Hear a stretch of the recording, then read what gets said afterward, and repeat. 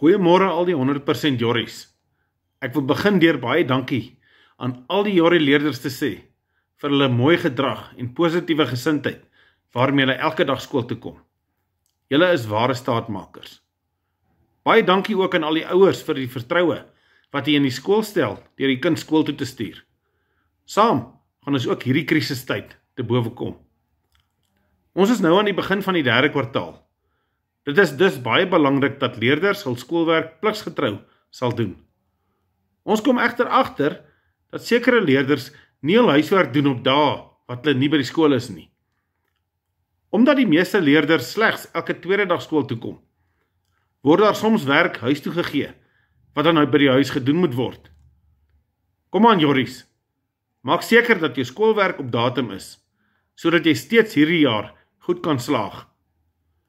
Ons golfdag gaan steeds hierdie jaar plaasvind. Die beplande datum daarvoor is Vrydag 6 November. Indien u as speler, borg of donateur betrokke wil raak, kan u gerus die skool skakel. Ondersteun ons asseblief in hierdie projek. Ouers, maak ook seker dat u elke week die Jordaantjie lees, sodat u op hoogte van sake en al die nuutste inligting rondom skoolsake kan bly. Ek hoop dat almal 'n fantastiese week sal hê. Vul jou gedagtes met mooi dinge, dan sal die wêreld 'n mooi plek wees om in te leef. Goed gaan.